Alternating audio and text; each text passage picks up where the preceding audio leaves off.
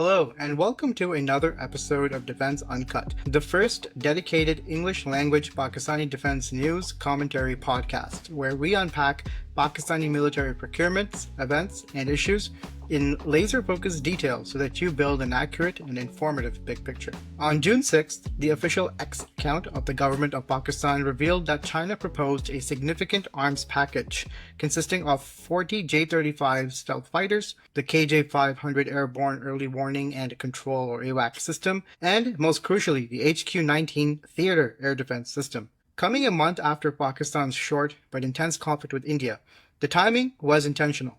At one level, it shows to the Pakistani public that the national leadership is prioritizing defense, right up to the point of seeking absolute cutting-edge weapon systems. But on another level, it could also speak to a shift in Pakistan's doctrine, one that foresees fighting an escalatory conflict with India rather than to seek a diplomatic off-ramp or de-escalation. This is arguably the type of strategic scenario a system like the HQ-19 was designed to work in.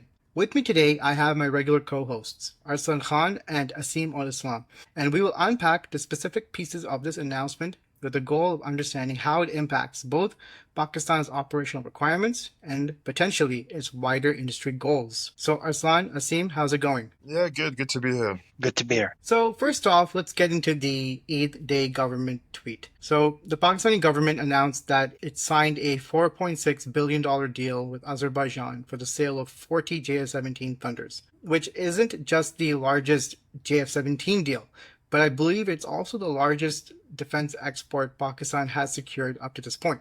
Then the Pakistani government announced that it received a proposal from China consisting of 40 Shenyang J-35 stealth fighters, the HQ-19 air defense system, and the KJ500 AWACS. So we should reiterate that the government didn't directly state that these deals were signed, but if we examine each of these systems, we can see why the PAF would be interested. So just as a high level, this is the first time in a long time that we've seen Pakistan announce such high-profile dealings this soon. Recent big-ticket acquisitions like the J-10, HQ-9, VT-4 tank, the SH-15 artillery system, the Type 054A frigate, and so on, these were all relatively low-key, made only known at the time of delivery, basically. But in addition to the actual procurement plans, I think this could also signal from the Pakistani leadership that they are in a position to ask and get the absolute cutting-edge Chinese weapon systems. This in itself could be a deterrence play, in my view, where it creates the idea that the Chinese are willing to disrupt the balance of power in South Asia. So up to this point, India's actions have signaled to China that the Indo-Pak environment will get hot and that Pakistan is both willing and generally able to fight.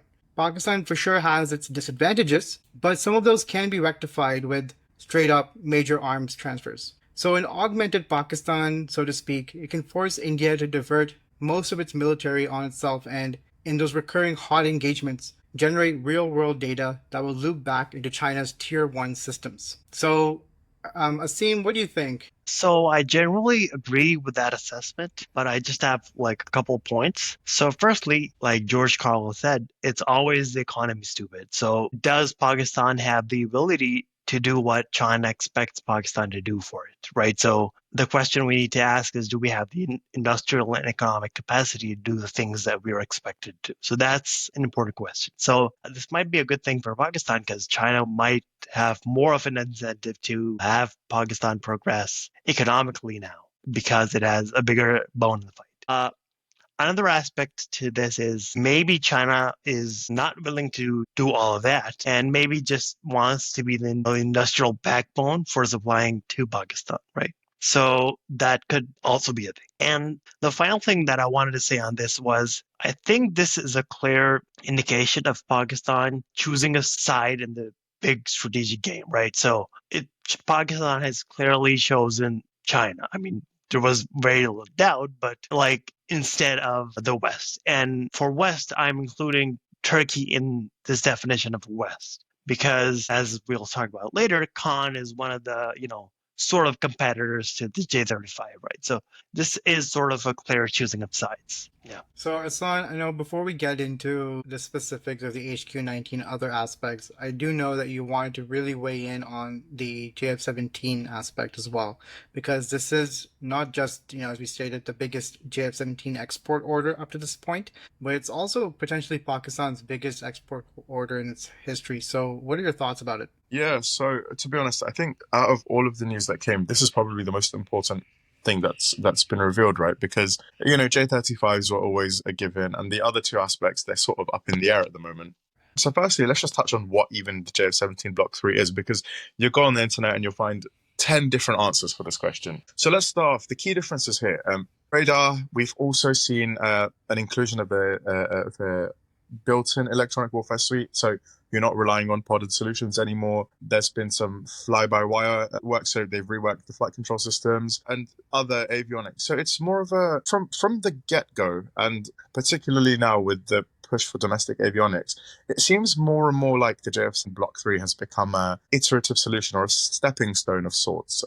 Similar to the J. So in terms of the JF-17 Block 3, so we're still using the same RD-93 engine seen in the earlier blocks. So that's one key thing I wanted to just touch on is there is no MA. We've not seen any work by Russia on the MA for the last, I think, 3-4 years now. It was still undergoing high altitude tests, and ever since, and naturally, Russia has other priorities at the moment. So that program, as far as I'd say, is dead in the water at the And moment. just for some background, even though, so we have the marketing material in front of us from PAC, and even though it does say that the JF-17 Block 3 can use the RD-93 MA, when you look at the actual engine thrust that they provided, it's pretty much that of the RD-93. Yeah, and I believe what that probably refers to is the fact that it's capable of fitting. There's no physical limitation when it comes to integration of the MA, but is it integrated? No, that's the Yeah. answer. And there's also another point that we should emphasize is that even if we are to assume, I believe there's a bit of a erroneous narrative going about that if Russia was to block the transfer of sales of RD-93 engines, that would basically, scuttle the JF-17. This also isn't true because we know that the Chinese have successfully integrated their own indigenous engines to the JF-17. It's just that for the last 15 years the PF has been using the R3. It's comfortable with it. It likes it. However, if a customer comes in requesting a different engine, let's say the WS13, that would be made available basically. But that's also something I'd like to touch on, and I think it's quite an important point here, is the JF-17 very much seems like a natural successor to the MiG-29. And that's the sort of angle that PAC should be pushing it from. And I think that's where this also links back into Azerbaijan is, do you go for a MiG-29 MLU spending a lot of money? It's not a cheap upgrade.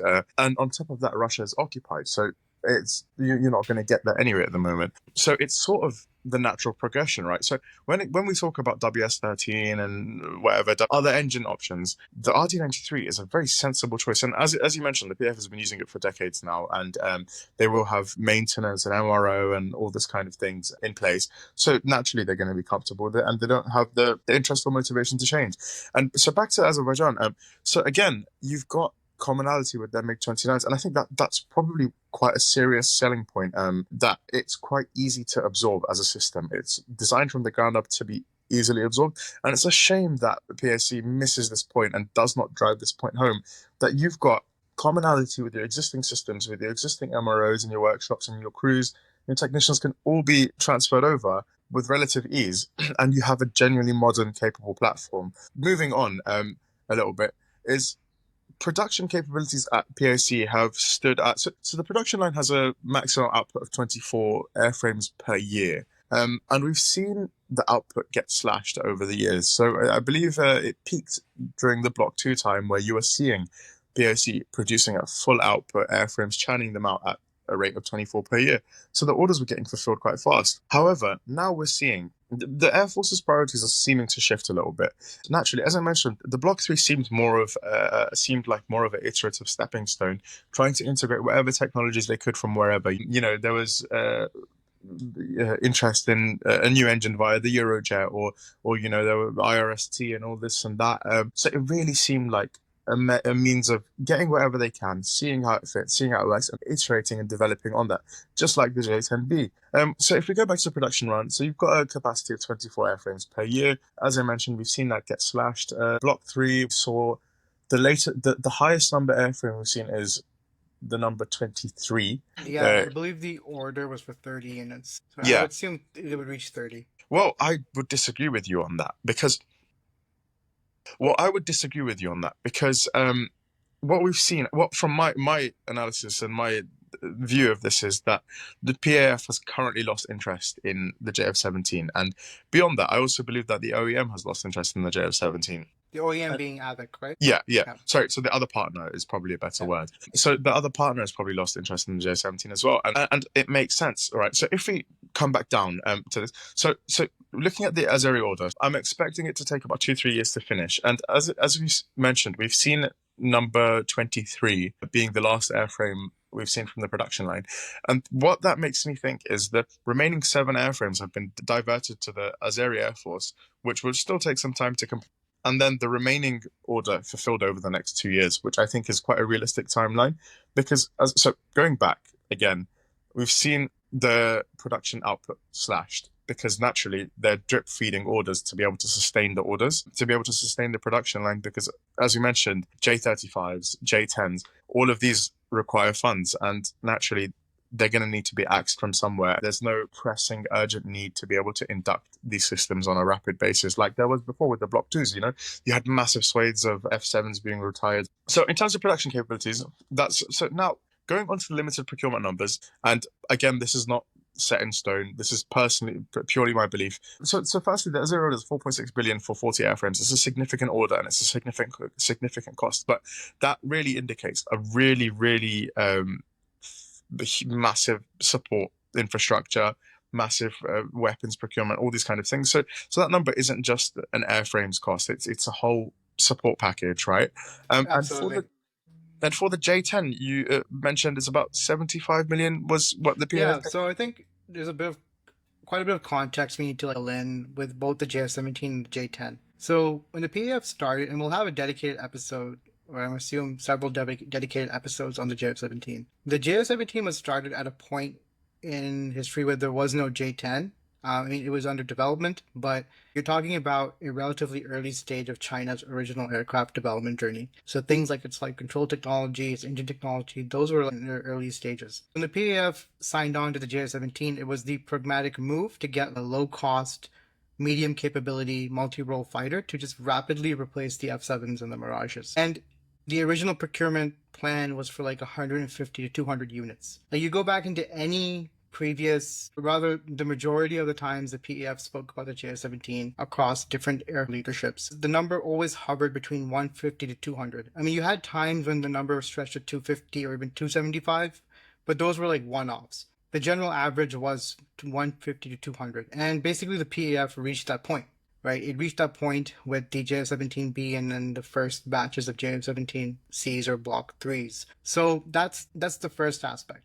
So once that initial iteration of JF-17s were procured, we would have assumed, and we did assume back in, let's say, 2015, that the PAF would then go and renew the cycle by developing more advanced versions of the JF-17 and then basically replacing old JF-17s with new JF-17s. But what happened was, especially in recent years, I would say since 2020, it's been the rise of China's aerospace industry, right? So now you have the J-10C, right? Now you have the J-35, and the Chinese export catalog has advanced to a very startling degree, to the point where it's reached a point where that wasn't the reality the PF was dealing with. The PF was dealing with a reality where the only fighter you could buy off the shelf from China was an F-7 or J-8. Right? Or maybe the JH-7 for the strike role. But you had no other real option. So you had to really pursue the JF-17 to replace those F-7s and what have you, and they did it. The project was successful in that sense. Unfortunately, that project was started in an awkward way due to the circumstances. This is not to fault the PAF. The PAF had a tough hand. It was dealing with really tough U.S. sanctions on one end, and it had like a scarcity of funding on the other end. So it had to pursue this project. But the thing was that it was pursued minus any connection to the aerospace industry development or wider industry development. So we never really built an organic aerospace ecosystem from the JF-17. You contrast that with India and the Tejas, yeah, they had a lot of developmental difficulty with the Tejas. But during that difficulty, they did develop all those critical inputs at home, right? At least the flight control technology, the composite materials, right? The original design and testing elements, the weapons configuration and integration, the avionics, and the list just keeps going. And as that stuff started to mature and the industries got comfortable with producing it, now they're at a point where they can start iterating and developing more advanced versions of the Tejas because they completely own that platform. Whereas PAC doesn't own the JF-17 platform independently. It co-owns it with AVIC. And AVIC, the Chinese partner, the main development partner, the one who basically, the theme I'm sure will weigh in, they're the ones who essentially developed the JF-17. They're not as interested in this platform, right? Because they have the J-10. And the J-10 has a bigger production output. It's adopted by the PLAAF, the Chinese Air Force. They have, I'm sure there's more industrial resources going into the J-10. So the economies of scale, the wider industry support, and all those elements make the J-10 a relatively attractive option at its price point. So the J-10C, the PAF, they got their J-10Cs for like $75 million all in, right? That being said, I want to again say, look, this is not to say the JF-17 is a bad deal because there's many other caveats to this. For example, the product that China is offering with the J-10C, it is what you get what they offer, right? It's like a catalog. The catalog says this is the fighter, these are the munitions it can work with, these are the subsystems. You want it, yes or no, right? With the way the Chinese industry works today, the margin you have or the room you have to customize is very little, right? They are reached a level of hyper efficiency from a production standpoint. So they've taken the lessons they've learned from the consumer industries and pretty much built not a similar model, but a very similar level of discipline in the defense industry where they're not going to get into randomly customizing your platform because you want it, because that's going to add to their cost. It's going to take away their resources because you're not the one developing that customization. They are, and they don't want to do it. So when you buy the J-10, it'll come integrated with the PL-15E, and maybe if they allow the configuration to be there in the first place, air-to-ground munitions, and so on and so forth. In contrast, the JF-17, it is open-ended. There is a scope to integrate custom radar, avionics, and weapon systems to it, and we know that Azerbaijan, from their angle, they've been really interested in getting into that. For example, they've inducted the Turkish SAM cruise missile. I believe that's being deployed from either their MiG-29s or some other platform. I'm sure their intent is to see that cruise missile integrated to the JF-17. I'm sure their intent is to see the Turkish air-to-air missiles integrated to the JF-17. So now if you factor in all that integration work, right, it's going to be very complex. It's going to require a lot of testing. Then that $100 million per unit price tag, in addition to the maintenance and training and all the infrastructure, it starts to make a lot of sense because that's the actual cost of that fighter. That being said, that's the solution that Azerbaijan wanted, right? They didn't want to just acquire, they could have gone potentially, we could argue they could have gone to China and gotten the J-10, but then they wanted this other stuff integrated into their platform. Yeah, effectively, it's not an apples and to apples comparison, right? Because we don't have the ins and outs of the deal, but it's very, very clear that the JF-17 package is a very, very comprehensive package, all-encompassing. But one thing I wanted to touch on is the lack of interest we're seeing from the PAF, which is clear, right? Because as you mentioned, the kind of money the J-10 is costing, it's, there's likely not a significant difference between the Block 3 and the J-10. And particularly part of this is probably driven by the fact that the support for the JF-17 is dwindling in China, right? Back when the JF-17 was a thing, there wasn't really any alternative. The markets were all in on this because this was the frontline project. Of course, you had the J-10 and all this kind of things, but they were relatively in its infancy, right? Now you've got, J-20s, 35s, 10s, 36, 50, 69, whatever Js you want. You've got tons of Js. The interest seems to be dying. And this is anecdotal, right? And this was at Dubai Air Show, and I always use this example because it's a great example. And this is something you will touch on later when you talk about the J-35 and the KJ500 as well, where the Chinese. So this was the avionics manufacturing facility, and they were struggling to source certain harnesses for the avionics. And when they'd go to their suppliers, the suppliers would say, "Well, no, we're not going to sell you the harness alone. We're going to sell you this. We're going to sell you that. We're going to sell you all of these things alongside the harness. We're not going to sell you the harness alone. You have to buy it all."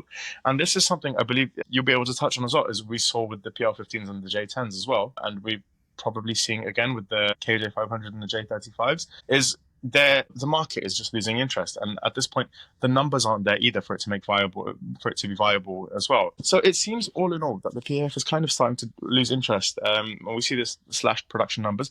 But the other issue is that what happens to PAC now is if the JF-17 project starts to kick the can and they start to, pull away from it. What happens to PAC? Because we've started retiring F7s in significant numbers. I think there's only a handful left. Mirages will go, so that leaves two other facilities at PAC empty. The third one, the AMF, will also go empty if JF-17 production stops. And there doesn't seem to be a solution in the near term for what happens to it. There's no plans, no nothing, no direction. And I think this is where the Azeri order is a lifesaver, because it's now allowed the PF. So as I mentioned, I believe that the PF has diverted those 7 airframes to the Azeri Air Force.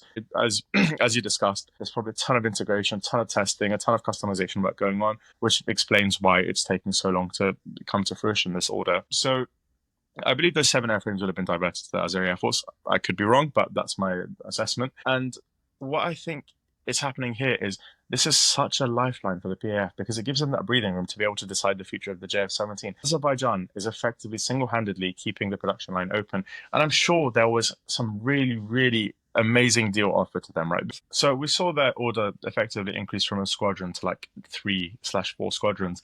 And I think a significant part, and this was played by probably a fairly sweeter deal, because nobody knows what to do with the JF-17 at the moment. But what I do think will happen now is this deal gives them enough breathing room to be able to decide on a JF-17 MLU, right? So we saw Block 2 Bravos configured in such a way where they are effectively ready to be upgraded. We know that Block 1s will be retired and are nearing retirement, and we know that the Block 2s will be MLU'd. But there's no MLU in the pipeline, no design that we know of yet.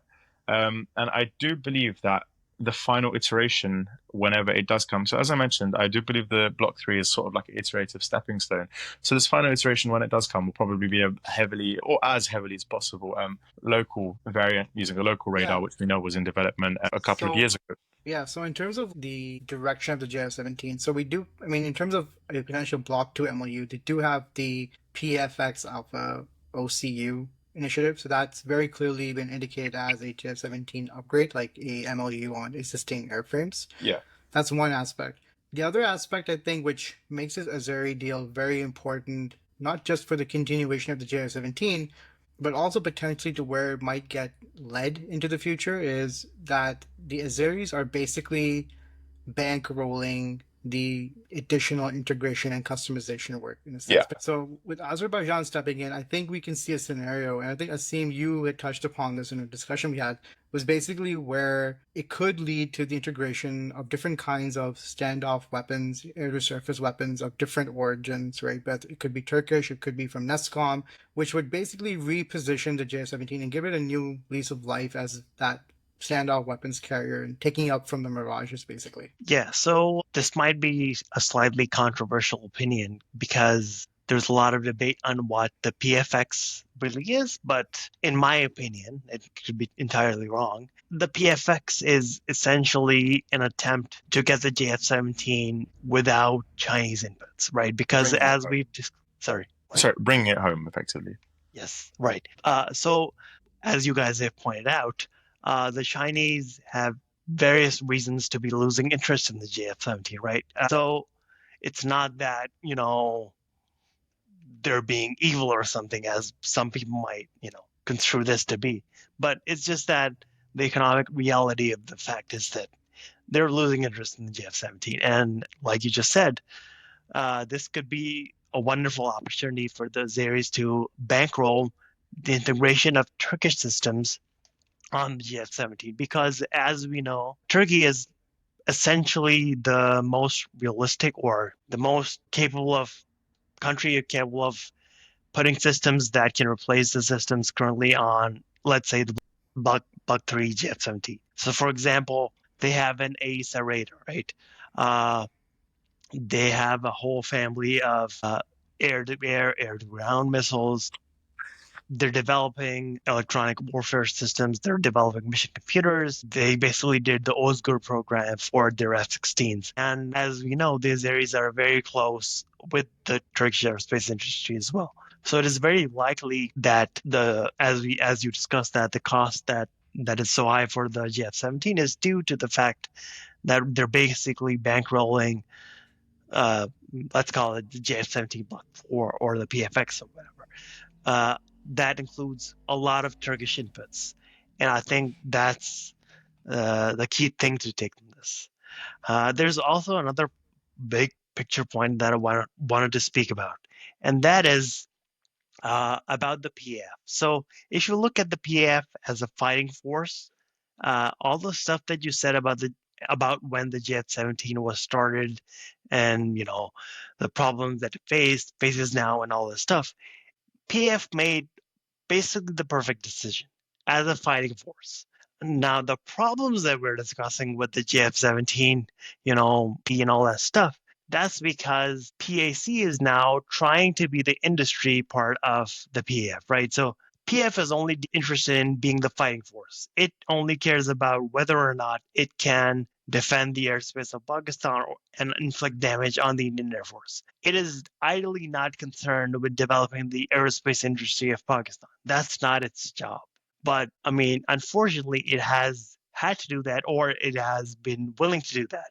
And that's where some of the roles that PAC has taken up have started to cause problems in terms of what we'll do for the Jet-17. But fortunately, we do have the Azeri deal, so here's hoping for the best that things look up. Yeah, I just wanted to emphasize like how important the J10 has been. I mean, definitely it has had a successful showing in the recent Indo-Pak conflict. It has multiple apparent Rafale kills that the PF has attributed to it. But the point being is, if you look at the platform itself, like from the size, the raw performance capabilities, the subsystems, the integration, and all that, it is basically the Chinese analogous equivalent to the F-16V.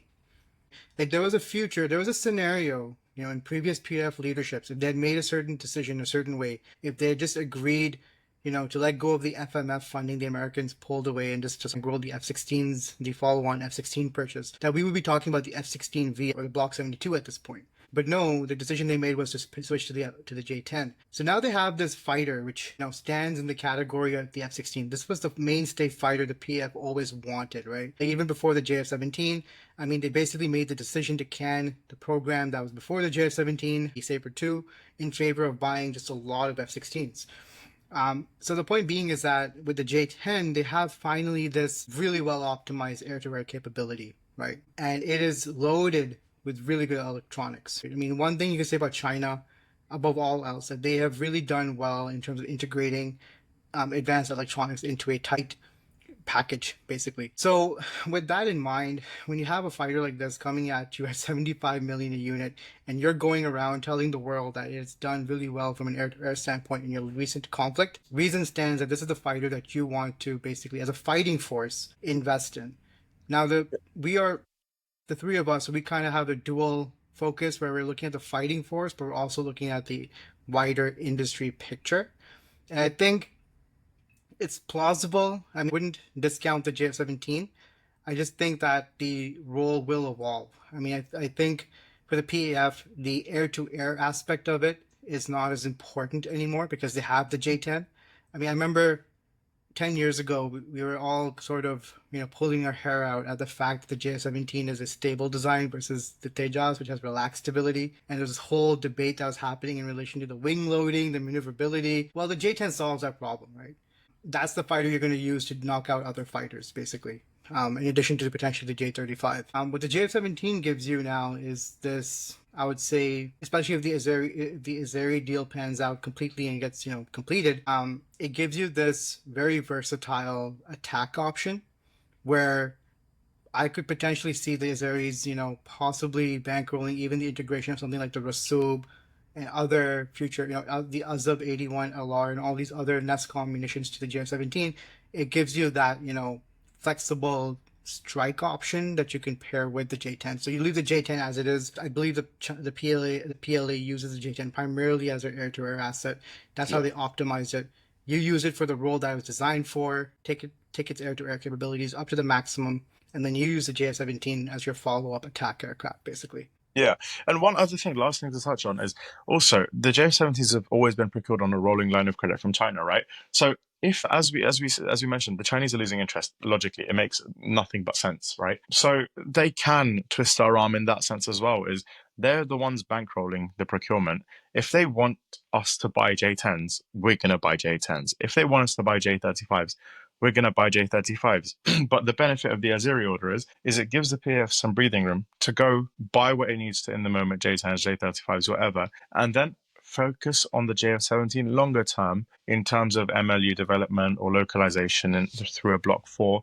And it also enables them to finance it without having to worry about, firstly, financing other acquisitions like J10s, also then financing development and funding the development of an MLU or a final Block 4, and also keeping the production line alive. Azerbaijan does two of those things, and then the third thing is done by the Chinese rolling line of credit. I agree. And I believe this is going to be an interesting area for the PAF and the Chinese, where if the PAF under the PFX program tries to bring the whole of the JF-17 program home, that would basically entail taking up whatever production work that AVIC does on its end and adding that to PAC. So, as your F7s and MRF line starts basically to close down, you can repurpose that space to basically complete the JF-17 production unit. The problem is that the tooling, we don't know how much the Chinese, what kind of Chinese export controls are on the tooling involved in the production of the JF-17. That being said, again, it's when we talk about now the HQ-19, other things that might not be as much of an issue moving forward. So potentially with the Azeri order, that could also give you the cash to bring in that tooling to PAC as well. It is a double-edged sword, isn't it? Because then on the other hand, you could argue if we were to buy out their share, then there's nothing incentivizing them to finance it. So it's a real sticky situation they've ended up in, and it is a problematic situation, and they need to decide what path to take from here, because either they're going to go fully indigenous as far as they can and bring the JF-17 home, but they won't be able to afford to buy them, or they can keep it as is, gradually have their arm twisted into whatever the Chinese want, which is something we've seen before and will probably continue to see in the future as well. And just to be clear, look, this is not to indict the PF. I mean, as it seems stated, as a fighting force, the JF-17 was the perfect decision. And, when you're pressed up between a rock and a hard place, you don't have the flexibility to think about, hey, what do we do about the aerospace industry? Like, what aerospace industry? We need a fighter plane, multiple fighter plane, to make up our fleet in order to fight a war that could happen at any time. And again, this year, India has proven that such a war can happen at literally any time, for any reason. In that sense, the PF had to make the decision that it had to make, and it was done literally due to a reality where there was no aerospace ecocentry within Pakistan up to that point. That being said, I think it's also worth remembering that this sort of reset is not exclusive to Pakistan. India sort of had to go through this cycle as well, right? Obviously, it happened many decades ago, but they had I believe the Marut project, for example, right? It reached a production limit. From that point on, they really had to reset the cycle and proceed towards the Tejas. So you could potentially have, now with the PAF, J-17 has done its job. It's a good fighter, but they have better options from overseas. I mean, very similar story to what the IAF had in regard to the Marut project, basically. So at that point, you're at a situation where you now need to, potentially undergo that reset cycle, and now you have to do it the correct way. Because unlike before, now you have a willing supplier for those advanced aircraft from an import basis. So you do not need to make a rash production decision and say, oh, we need to make this other fighter plane now. No. Like, you don't have to just jump into potentially assembling the J-10 in Pakistan. You don't have to go that far. What you want to think about now is like, okay, we have these import solutions that will get the job done for us today. They're really good. But what do we do to set our industry off the right path for the future? Or how do we build an organic aerospace industry the right way? And that's going to take time. You're not going to necessarily see a crude, next generation fighter right away. It would have to be done in phases. I mean, I would say, like, look at the growing pains the Indians had to go through with the Tejas just to get to the point where they're at. That's going to be your journey moving forward. And there's nothing wrong with going through that journey, right? It's part of the growing process. It happens. So, and I believe we'll go into this in more detail once we go into the aerospace discussion episodes, basically. But I wanted to now segue into some of the headliners from this tweet. So for me, the big headliner undoubtedly is the HQ-19.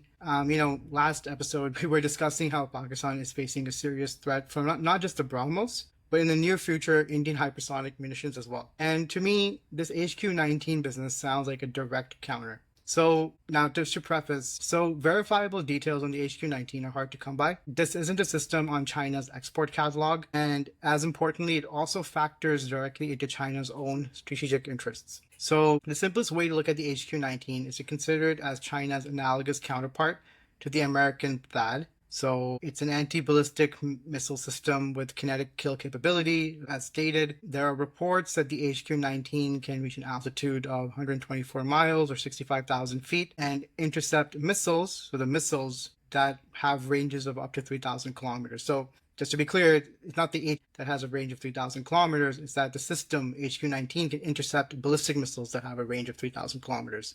So Yeah, basically so it's medium range. ballistic missiles and tactical. Exactly. So basically it's referring to the missiles rather than the HQ-19's actual range. I don't believe the range has been disclosed, to be honest. So, but as a general rule, you want to think of it as broadly comparable to the THAAD. I think, and this is my opinion only, I think it's clear signaling on Pakistan's side that it wants to extend its air defense coverage deep into India, deeper than what the HQ-9BE offers. So it could imply in the future that if India instigates a conflict with Pakistan, then Pakistan will respond offensively very quickly, if not immediately, and it will rest on the fact that it has this, theater air defense system to provide it that coverage against a potential ballistic missile attack, for example. And just to build on that, the chairman of the Joint Chiefs, a few days ago or a week ago, he made some remarks basically suggesting that unless the international community fully owns the de-escalation work, there will be significant damage done on both sides in the next Indo-Pak conflict. So the implicit point in that statement, in my view, is that Pakistan isn't going to take it upon itself to call for diplomacy. I believe that they've come to the conclusion that doing that has not worked for them. It did not de-escalate. So now they're basically forced to escalate in line with India, or potentially even more so. And the HQ-19 system is the kind of system you would have to create space for that. And I know, Asim, you definitely have some very sober thoughts on this. It does sound like this is going to get out of hand really quickly if this is the reality of the situation. But just as a point, the HQ-19, it's designed to provide defensibility against threats like medium-range ballistic missiles and hypersonics. So, Asim, why don't you weigh in? All right, so the HQ-19, again, let me just preface this again by saying that we don't know too much about the system. We just know broad strokes about it. But, prefacing that, the first thing to note is that it has it is rumored to have some anti-satellite capability as well. So this might be a signal to India from Pakistan saying that, hey, in a conflict, we have the capability to take out your satellites, right? And that's not an insignificant threat. Furthermore, I feel like the HQ-19 is like, I don't feel like it. It is a very advanced system, right? So when I say advanced, I mean advanced in the sense of capability on the escalation ladder, right? So I think we need to talk about the escalation ladder in terms of India and Pakistan. So I feel like a system like HQ-19 is a very high rung on this escalation ladder, right? Because a system like HQ-19 is meant to intercept either long-range or medium-range ballistic missiles or satellites. And when do you really expect those to be flying, right? That's a very later stage of a war or something very close to the nuclear threshold, right? So it's it's on a high rung on the escalation ladder. And this sort of aligns with what the Joint Chiefs said as well, right? So they were not saying that, we're going to invest in lower rungs of the escalation ladder so that we can, respond, on, lower levels, but we're just going to escalate to a level that's so dangerous that, the world feels responsible to jump in and, negotiate between the two parties, because I feel like a part of that is coming from, Pakistan's inability to match India, bullet for bullet, right? So we can't hope, or Pakistan cannot hope to, match India, for every BrahMos we have, like, some missile that we launch, right? We can't hope to compete that way. So I feel that's like an important aspect to think about when we're talking about the HQ-19. Now, another thing is we sort of need to talk about the technicalities of what anti-ballistic missile defense looks like. So roughly speaking, there's three kinds of anti-ballistic missile defense. So there's boost, mid-course, and terminal. And what that means is, so you're trying to intercept the ballistic missile, and that ballistic missile has three phases. It has the boost phase where it is launched from the ground, it picks up speed, and then the mid-course phase is usually in the upper atmosphere or in space. It's coasting, it's unpowered, it's following a ballistic trajectory, but it has not entered the atmosphere yet. And then terminal is when it enters the atmosphere, it really heats up, picks up a lot of speed, and hits the target. So when countries like China or the US or Russia is developing systems or ABM systems, they're mostly focusing on terminal or mid-course because they're going to see the ballistic missile when it's about to hit them, right? Because a ballistic missile launched from the US, you would need a missile near the US to intercept it in the boost phase, right? But for various reasons, interception in the boost phase is like the gold standard or something that you want to do if you can do it, ideally speaking. And why is that? That's because when the missile is being boosted or when it's launched, it's traveling the slowest, so the interception problem is the easiest. B, it's full of fuel. It's very easy to blow up, right? And C, it's far away from you, right? So, but as I pointed out, it's really difficult to do boost phase interception. But I feel like Pakistan and India are like it's the only place where boost phase intercept is actually viable. So, because Pakistan and India are so close by, Pakistan can actually launch missiles that can intercept Indian ballistic missiles in the boost phase. So, I don't know this, and I don't think anyone will. But if the HQ-19 does not have like a boost phase intercept capability, and considering China's mission set, it has no reason to have that, right? Being deployed in Pakistan could be like an opportunity to introduce that sort of capability into this. Now, why is that like a special thing that you would need to add, right? So the answer to that is if you're trying to intercept a missile in the terminal phase or the mid-course phase, that missile is very high up in the atmosphere or in space. So you need a big missile that launches straight up and intercepts that, ballistic missile. But if you want to intercept something in the boost phase, you really don't want to go up to space and come back, right? You really want to do a differently optimized trajectory that remains, within the atmosphere, preferably, and, turns earlier towards the target. Now, doing this sort of thing may or may not just be an optimization problem for the guidance law, but because it might also involve design changes to the missile. So, for example, the HQ-19 might not be capable of doing boost phase intercepts because maneuvering inside the atmosphere requires different kinds of things, right? So, for example, when you're in atmosphere, you want to use maneuvering fins or something like that. But when you're in space, you want to use some sort of thrust vectoring or reaction control jets, and those sort of systems complement each other, but it probably just has the thrust vectoring and the reaction control jets and very limited ability to maneuver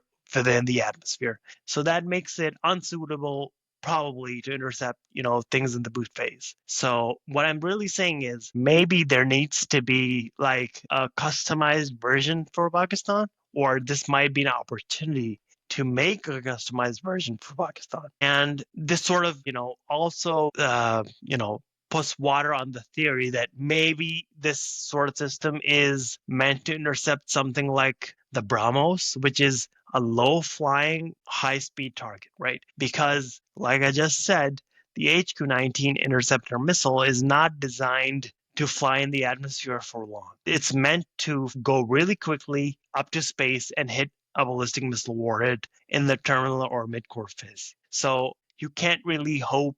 I mean, you can obviously ask the HQ-19 to intercept a BrahMos, but it's not going to be, that. So I would add, what I find interesting is that, and I agree with you, really the HQ-19 is more of that strategic level play where Pakistan, as you said, is basically implicitly suggesting that in a future conflict it will escalate to the, say, penultimate rung of the escalation ladder, right? Because having the HQ-19 basically means that you're expecting India, you're going to do something that will prompt India to basically fire a ballistic missile at you, or multiple ballistic missiles at you. That's what you're essentially suggesting when you induct something like the HQ-19. So it still leaves that room at the more tactical control level where you need a family of surface-to-air missile systems or layering to deal with the BrahMos. Basically, it's a terrain-hugging, skimming cruise missile.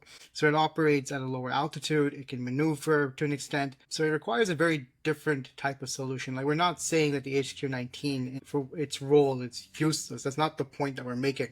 What we're saying is that it serves one component of a wider picture or a wider, let's call it, dome. Like, it's the very top of that dome, right? The first layer of the dome. But now you need multiple other layers that start to systematically deal with each individual type of Indian air threat. So you have your HQ-9BE, which can deal with tactical ballistic missiles, for example. I mean, according to its specification sheet. You would have, your HQ-16FE, which could potentially deal with, mid to low flying or mid to high flying aerial threats. The HQ-9BE, the HQ-16FE could potentially deal with subsonic threats. But you need a specially calibrated solution to deal with a supersonic cruising missile threat, which is a different kind of threat, right? And I'm not sure now. The thing is, with the BrahMos, they're also developing the BrahMos 2, which is a hypersonic solution, because that is again a different kind of threat to what we're talking about in terms of hypersonic ballistic solutions, right? Which would be basically a ballistic missile that operates in that, like the CM400 AKG. It operates according to the ARC. We're talking about a cruising solution then, which again necessitates, back to our earlier episode, basically a special type of low to medium altitude near air defense system.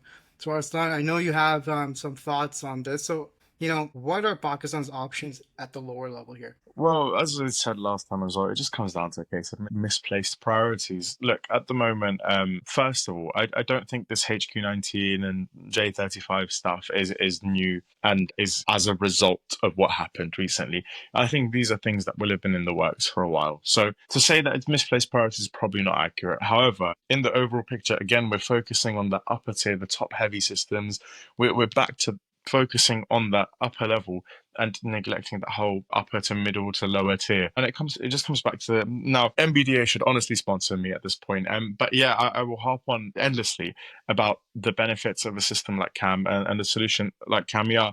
Now, the reality is bank balance doesn't match the aspirations. So, but there are other options, right? You've got Skydragon 50. And in fact, if we look at GIDS and their FARs and their FARs SL and all that stuff, it does seem like they've gone for that approach where they have taken the Skydragon 50, which is an SD10 derived solution. So it's, SD10 forward section, electronics bay, seeker, all that, with a larger motor. And it does seem like that's the solution that they've gone for. So that's what they seem to be doing to plug that middle to lower gap, and potentially it might do it quite well. And the key here is that economically it's a viable solution, because we produce SD10s at home. We've got tons of experience maintaining, upkeeping, storing SD10s. So it's a solution we can viably make work. We can put into action relatively soon. And because it's something we're doing ourselves to an extent, we've got a little bit more freedom and a little bit more control whether we want to. So I believe the PAF solution was to take the fire control radar from the Sparta systems and make them to Skydragon 50 missiles, for creating their own sort of Sea-Wiz, SHORAD, Frankenstein thing. So that's sort of what it seems to be. This, but also there's also many other options as well, right? Some cheaper low-end systems, like the Indians have some, and in fact the Houthis are to quite a reasonable degree of success, been using surface-launched R-73s. And we've got ample stocks of PL5E2s, and those will be phased out in exchange for PL10s at some point anyway. So we'll have ample stocks of those. We'll have ample stocks of SD10s while they're being phased out for PL. In fact, we've even probably have got ample stocks of AIM-9s as well.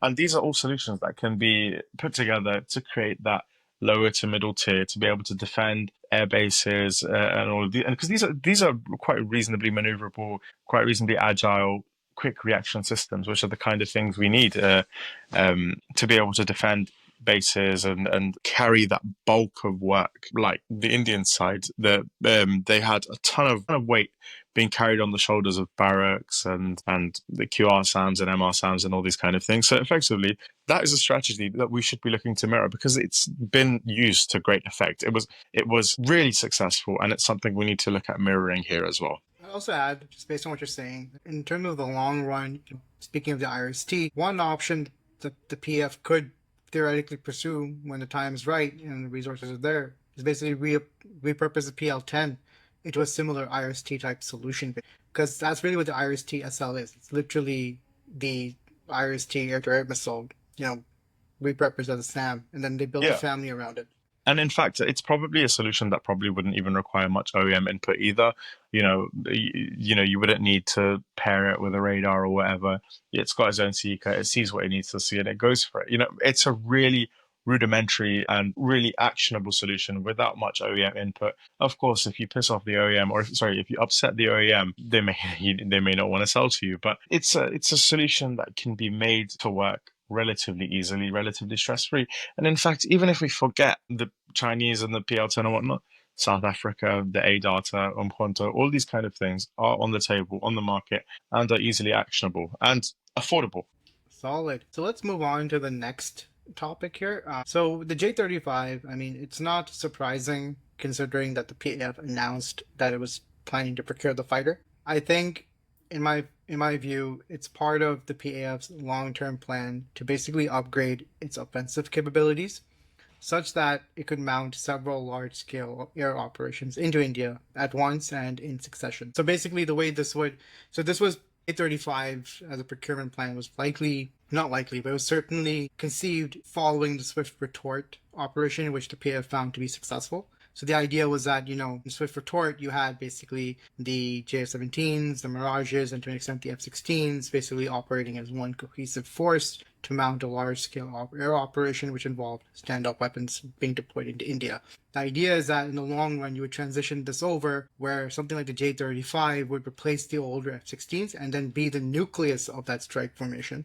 And the surrounding ecosystem, especially now considering the nature of this conflict and the reality of how dangerous, integrated air defense systems can be. And when you look at India, it's not just their land-based air defense system. They'll have dense layers of very advanced fighter aircraft waiting for you as well. So in the future, you'd have your J-35 as a focal point, but then that would be surrounded by an ecosystem likely comprising of, UCAVs or unmanned combat aerial vehicles, loitering munitions, and other basically unmanned or uncrewed applications. Basically, you'd adopt, a variation of China's collaborative combat system, maybe with Chinese or even potentially Turkish drones in tandem. So in our earlier Google articles, I theorized that the PF would basically look to build these sorts of offensive wings, and the J-35 would be at the center of it. And when you're now factoring in UCAVs, right, this might be more scalable to pull off because you don't need to lean on 100 crewed stealth fighters to maintain this offensive edge. You could actually lean on 40 of those while having over 100 UCAVs as your supporting assets, basically, because the UCAVs will be the ones that will go across the border, absorb the hits, potentially potentially on the fly, go from being fighters to being basically large loitering munitions in their own right, whatever. But the point being is that I think that's really where the PAF's vision for future offensive strike capability is coming from. So Asim, I think you have some thoughts on this. Yeah, so regarding UCAVs, so we've written many articles on Kuwa about this, and we've been pushing PAF to, go into this direction if, they will, start over again. So yeah, regarding UCAVs, we have written a lot of articles on Kuwa regarding this, and we've been advocating that PF could adopt the UCAVs, and that would be sort of the ideal thing for PF in several ways. Because one of the things that we were discussing earlier was that PAC wouldn't have, a solution of what to do with all of their production capacity once, the GF-17 runs, GF-17 production run over. Sorry, when the GF-17 production, ends. And then, of course, we know that the Mirages are going to be retired. So that means the entire MRF is going to be, repurposed for something else. The same story with ARF. So there's going to be a lot of idle capacity at PAC, which can be re-geared towards the production of UCAVs, support the fifth generation, fighter aircraft strike element of the PF that the PF is planning. And there's many routes you can take. We know that Baykar is already operating in Pakistan, and they have the Kizla Elma UCAV. Perhaps that's an avenue that PAC could pursue, or there could be like a customized variant or like entirely custom solution as well, right? And the thing about a UCAV program is it doesn't need that much investment as, compared to like an actual manned fighter program like the J-15 or something, right?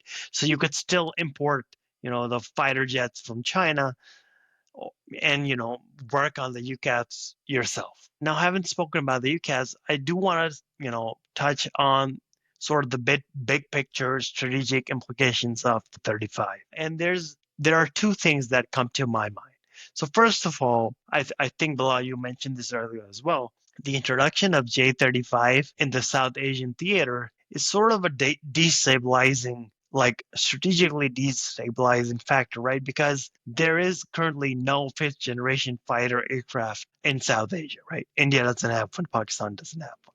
And China is saying, we're going to introduce this fifth generation fighter aircraft into this environment. Now, it is very reasonable to assume that India is going to have to respond to that, right? So one of the aspects of, introducing this destabilizing factor could be to force India into looking for a fifth generation fighter and, going through their long processes that they go through of, in procuring new kinds of aircraft. And maybe the hope on the Pakistani and Chinese side is that, they suffer the delays and then the integration problems of, combining lots aircraft from different suppliers into one integrated network and, all the difficulties that come with doing that.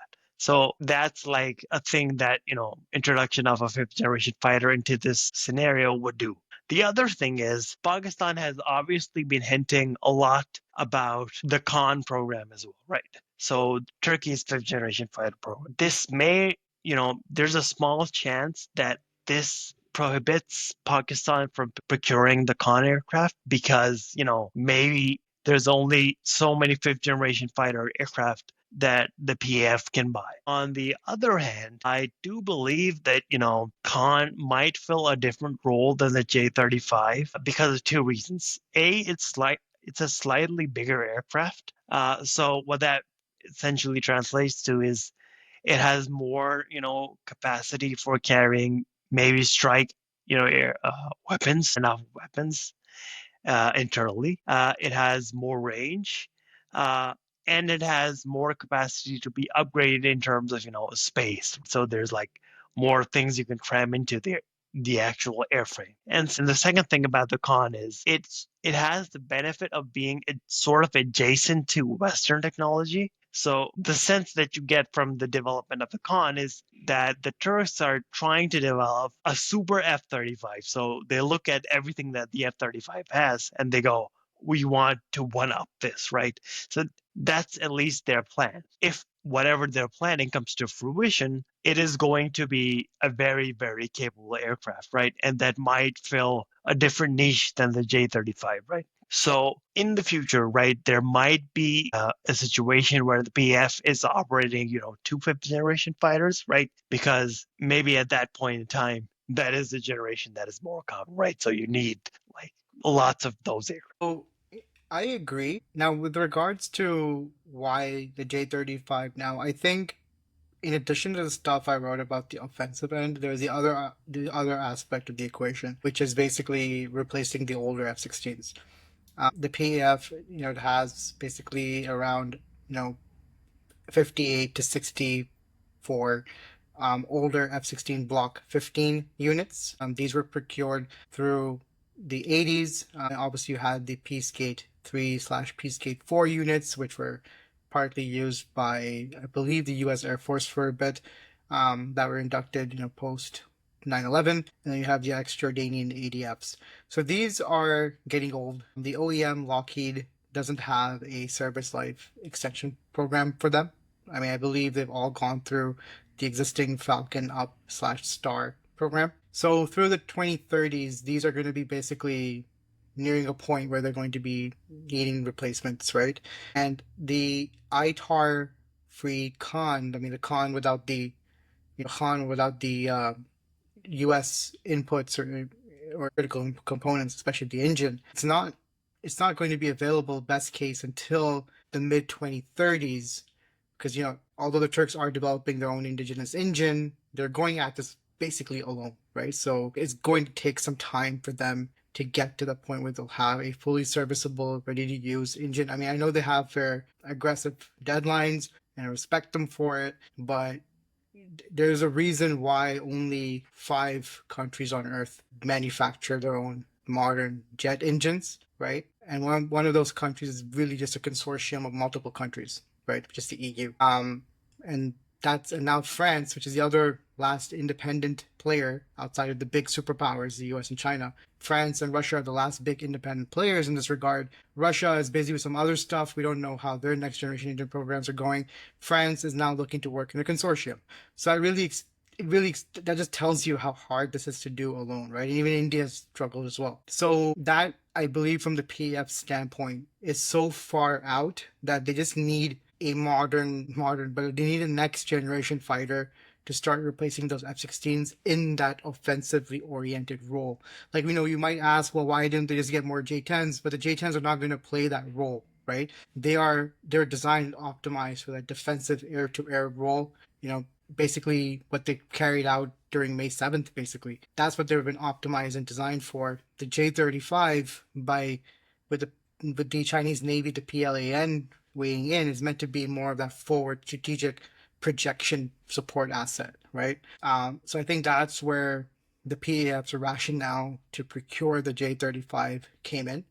And again, there might be, the same challenges with the J-35 as a J-10 in the sense that you are going to be restricted to a certain subset of Chinese munitions from air-to-air and air-to-surface. Ideally, you would love to see something like the Rasub 250 or Azub 81LR integrated into the J-35, but again, I don't think that's how AVIC operates. You would probably have to pay a very high fee to get those integrations done. So in lieu of that, you're going to basically use whatever AVIC is offering for export in that role. So there is a somewhat limiting factor, which is where a UCAV program will really help pick up the slack and help you deploy your original munitions, and also where in the long run a project like the Khan will come into picture as well. I believe with that, with the Khan, and I agree with you, Asim, it could serve a parallel, or slightly different complementary role. It is a larger platform, where it will be a larger platform. And again, it goes into where the PAF sees its future vision. I think just the way the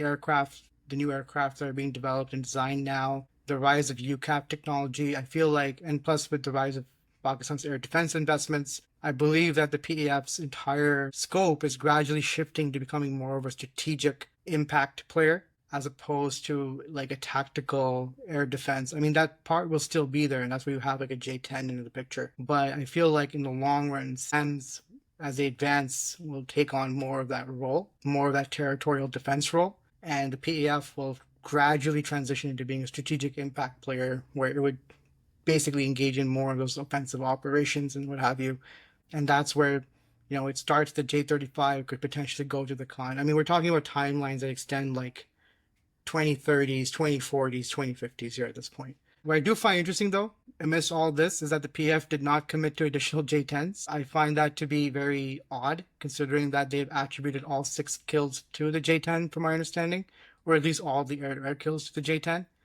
So it's odd that they didn't come out and say, hey, we're going to procure more of these fighters. I believe, rather the PF doesn't commit to a new platform without planning for at least 80 or more units. So I believe that the PF will procure additional J-10s as well, and that'll be the mainstay medium weight air-to-air fighter, with the JF-17 taking on more of that point defense, internal security, and standoff munition deployment role, basically. So, Asim, any concluding thoughts on this? Yeah, just before we move on to the J10, just to add to what you said about the con. So you said around mid 2030s, or right? So I actually believe it's much later than that, because from what the statements that PF has made about the con, I think they want to procure one of the later blocks of the con. So the con has the block system like block 10, block 20, block 30, block 40, and block 50 planned up until now, I think. So I believe the PF either wants the block 30 or the block 40. So they're not interested in buying block 10 or block 20. So I really believe the J-35 versus con debate is like not a debate worth having, because the con is so far ahead in the future. It's like very premature to talk about procurement of con in respect to J-35, right? So because J-35 is something you can buy basically right now. Con is at least 15 to 20 years into the future.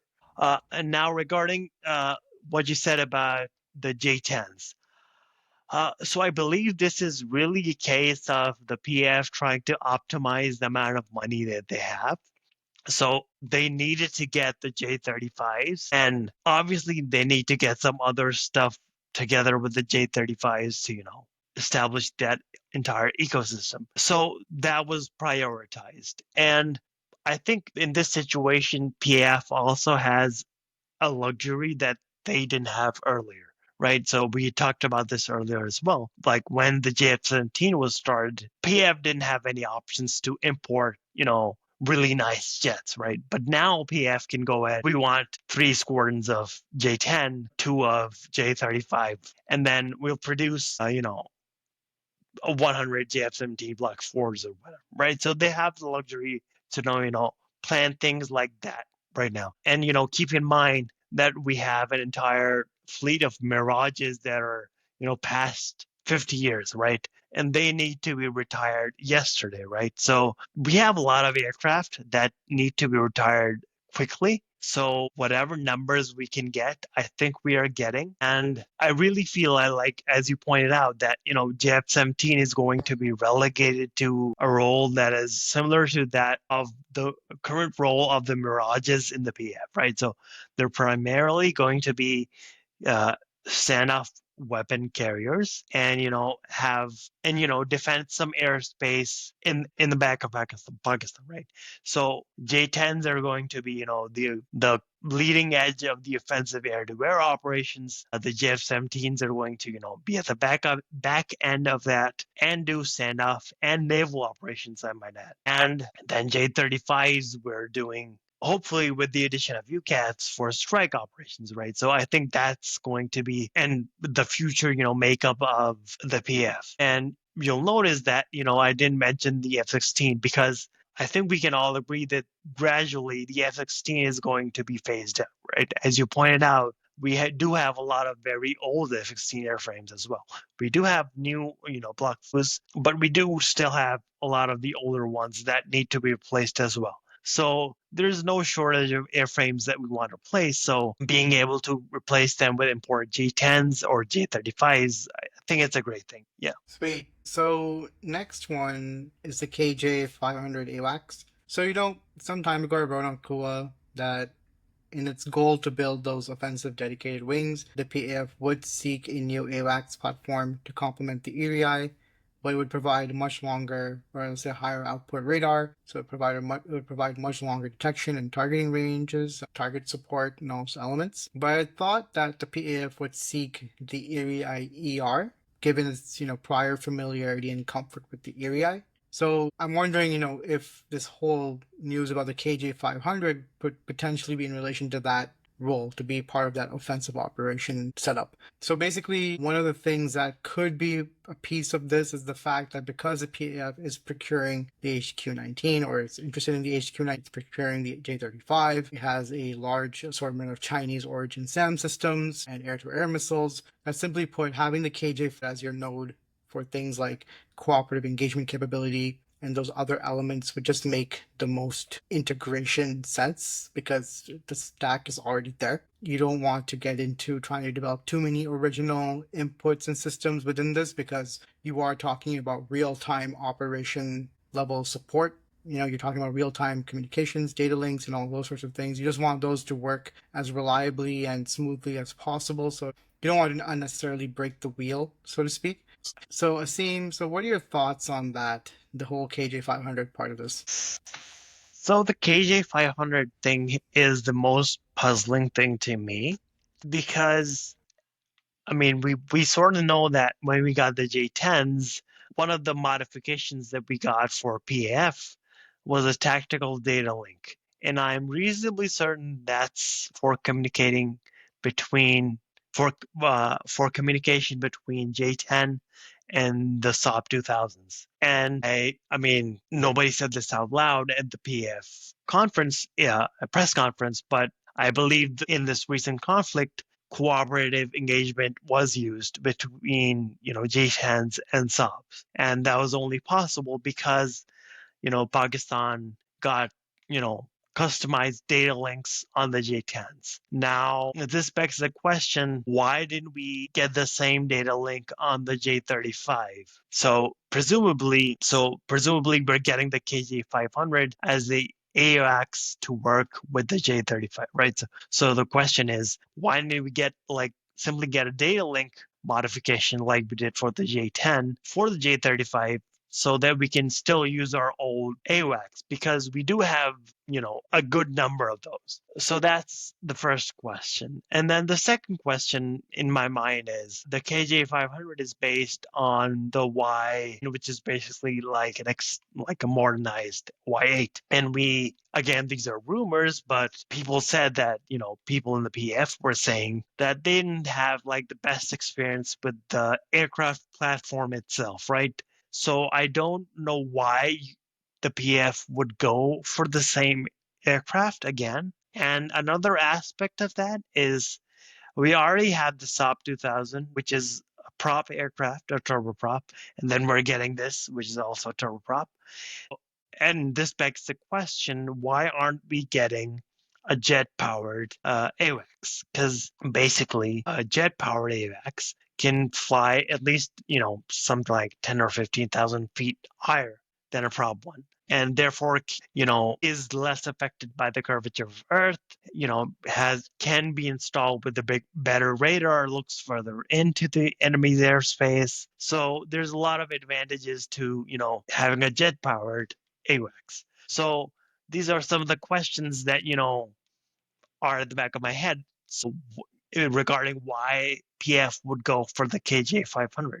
An explanation that comes to my mind is that this is simply, a result of the Chinese saying, this is like a product in our catalog and you either buy the entire thing or you don't. Like, for example, the PF didn't get the PL-15s until they purchased the J10s, right? So this could be another case of, you wouldn't get the the J-35s unless you got the KJ500s, right? So that's the only explanation that I could come up with. But of course, we're not privy to, details. So I must say that this is speculation on my part. So, but yeah, that's the only explanation that I could come up with. I can align with that. I would just add that with regards to the KJ series of AWACS, the PF has regularly exercised or has done exercises with the Chinese involving those aircraft. So there might be that aspect where they're much more familiar with it. And it could simply be that, look, it's not just like if you want to get the J-35, you need to get the KJ500. It could be like from a capability standpoint that if you want the next generation CEC capability, right, then you're going to need to have the entire stack as it is. Otherwise, we're not going to allow you to go in, break it up, and start developing your own custom integration of it. So it could basically be that situation for the PF. I think at this point, because we have to also sort of put the ZDK program into context as well. they got 4 of those units for like $70 million, right? Which was like relatively low, a very relatively low upfront price for what they were. That was, basically 20 years ago. I mean, that's a long time ago. So with the KJ500, we are talking about a much more advanced system. And basically for the PAF is, look, we want to build this integrated offensive air capability. It needs to have a very long range AWACS system to provide that additional support. And if we can add in that CEC element and other aspects into it, all the better. It just gives us that ready to use stack as soon as possible. And I think that's also something that's contributed into it. I mean, really the main drawback here is the platform.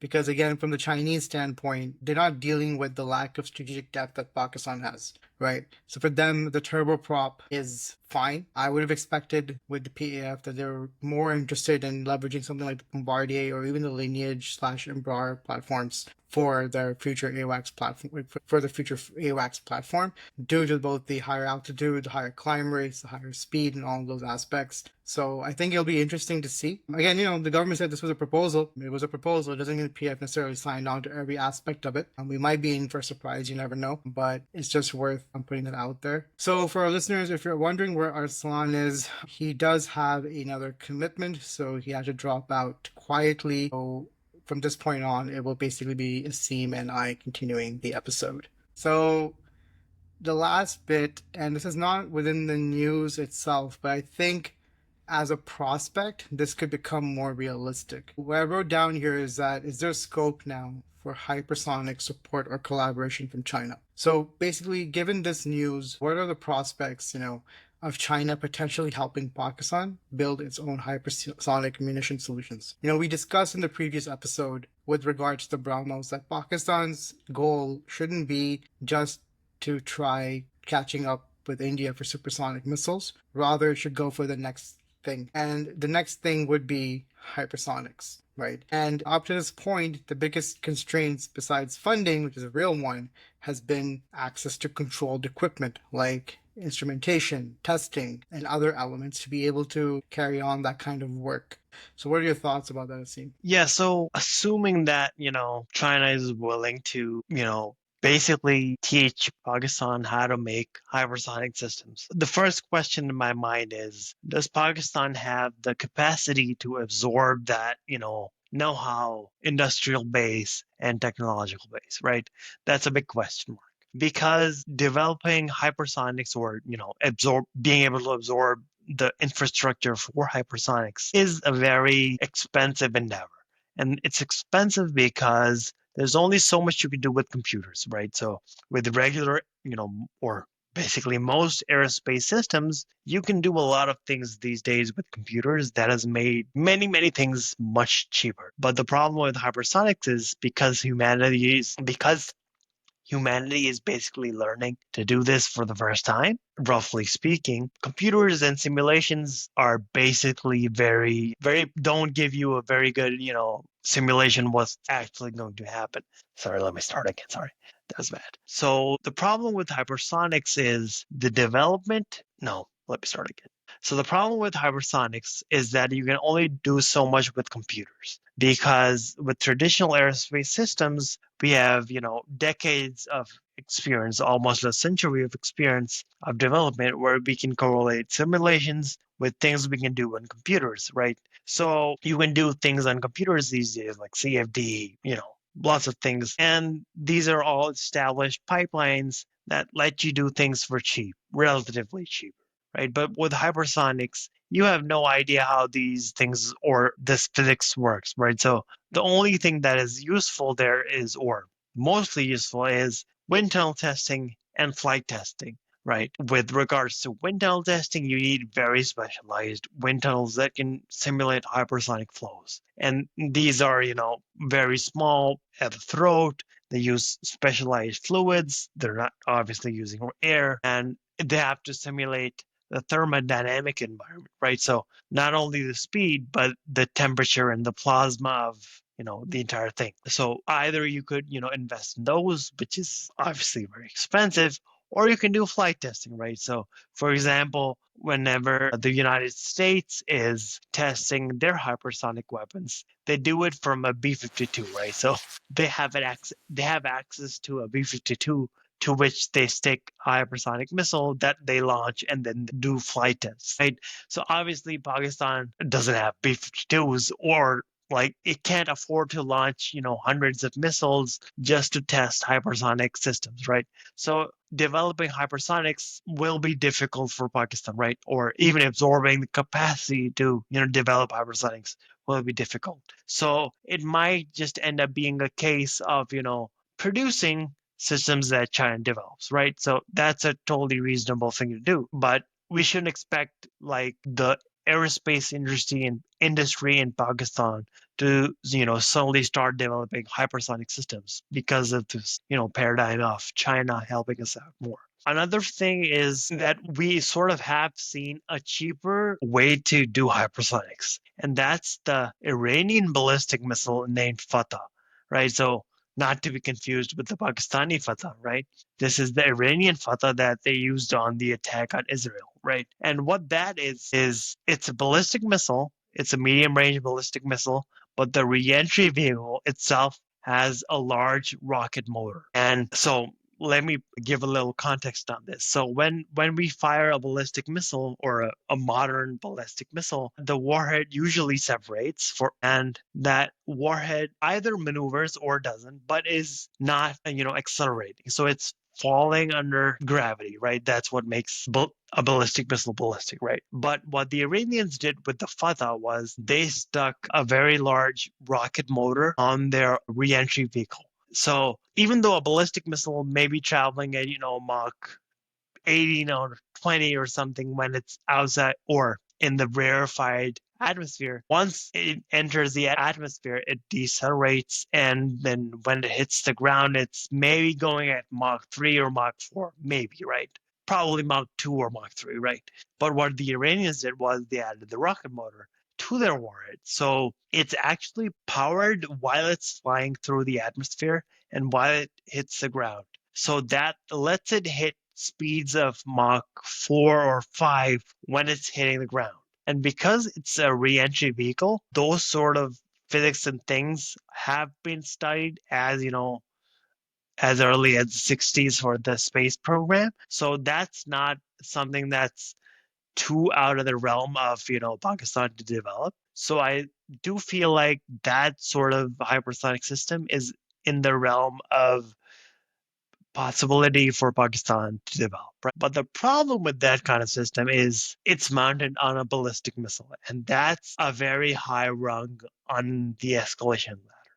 So, I mean, yeah, so you can't have your cake and eat it too, right? So that's the catch with that sort of thing. But yeah, that's what I think of, how Pakistan can absorb, hypersonic technology and how they can progress with it. So I would say that in relation to that, or rather, would you say that the Navy's P-282 program could potentially be something similar to the Iranian Fatah in that sense? Because they did mention it as like a hypersonic anti-ship ballistic missile. Yeah, so the thing about these things is it's really hard to know for sure because these things are very heavily classified, right? So, but what I can say is in order for that missile to be, really hypersonic in the way we mean, and by that I mean hypersonic when it hits the target, is that if it's powered when it hits the ground. So based on what I saw, that is only possible if it's limited to a very short range because it's a smaller system than, let's say, the Iranian Fatah system, right?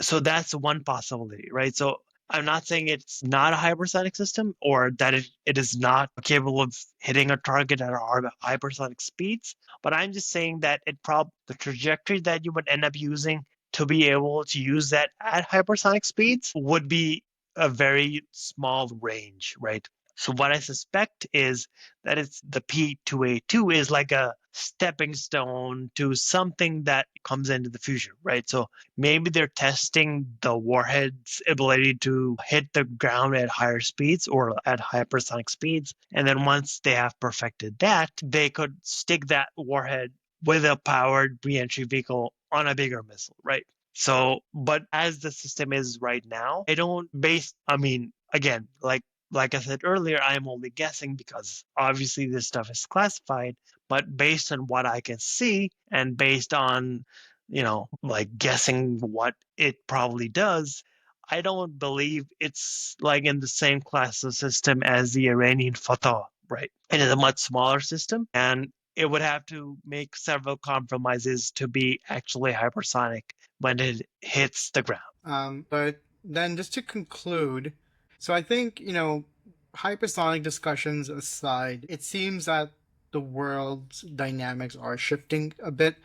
Through the 2000s and 2010s, we sort of, as Pakistan sort of had to live in this environment where, because it was sort of, not sort of, but definitively seen as a bit of a quasi rogue actor for different reasons, that it did not get access to control technologies, investments, and these sorts of things. But now, with the way the world is sort of steering, especially with the way the U.S. is, working to contain China, not just from the Asia Pacific standpoint, but globally from an economic standpoint. The way I look at it is like, for the longest time, from Beijing's point of view, the U.S. is basically bending or breaking its own rules and norms regarding trade and human mobility and so on, just to kneecap China's economic rise. I mean, China is looking at this from the standpoint of, hey, we followed your rules, your norms, we succeeded at it, and because we were successful, you are now punishing us, right? And you are basically breaking your own rules to get at us. So why should we respect your rules?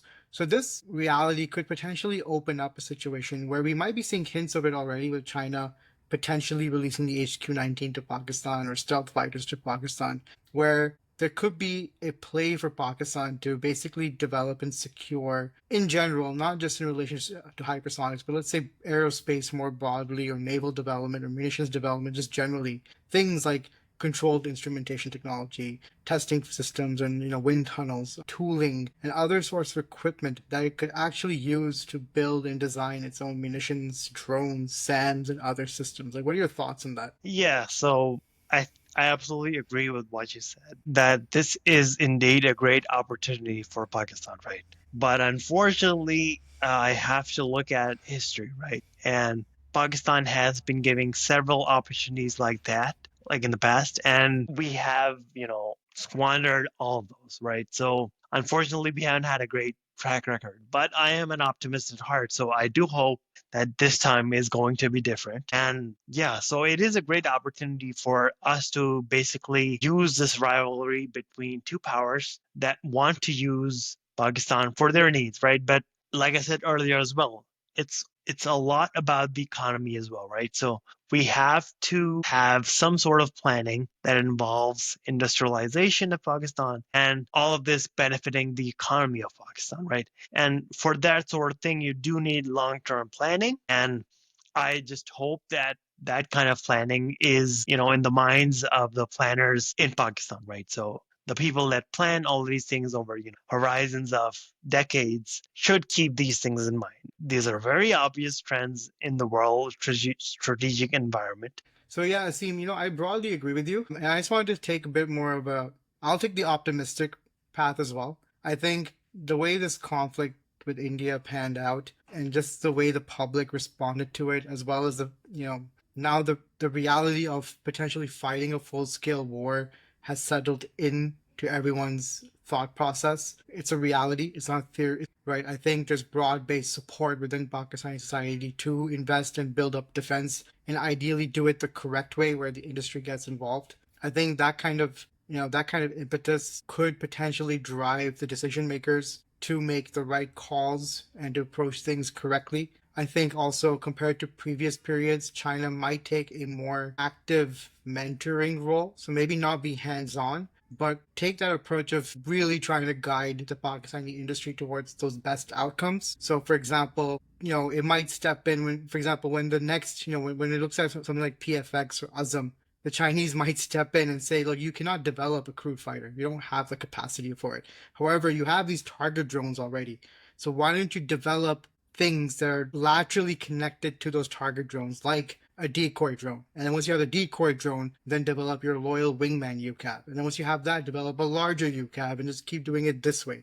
So I think potentially there is that scope because the Chinese see that A, the Indo-Pak environment can get hot. And that is both a concern from a destabilization standpoint, but also, not to sound morbid about it, but an opportunity to divert India's resources. But the other side is that America's strategy basically, it's contingent on building allies and mounting pressure on China through other countries as well. So for the Chinese, it's going to matter. A country like Pakistan is going to matter more because you can't afford to lose that country, in whatever capacity, whether it's strong or weak. We cannot afford to lose that vector to the United States, right? Because then you're completely surrounded. So I think at this level, given the situation, the interests are now actively aligning, and that typically does create the groundwork for more, productive outcomes potentially. So based on that, I will leave it there and conclude the episode. This was a special 2.5 is what we call it. Typically we are on a weekly cadence, but whenever something big pops up, we will step in during the middle of the week to record and get our thoughts across. Once again, I thank you, our audience, for listening to us. Again, it's an iterative process where we'll continue to improve these episodes as we publish new ones. Do like and subscribe wherever you're listening to us on your podcast platform or on YouTube. That definitely helps us a lot. Thank you. Take care and bye.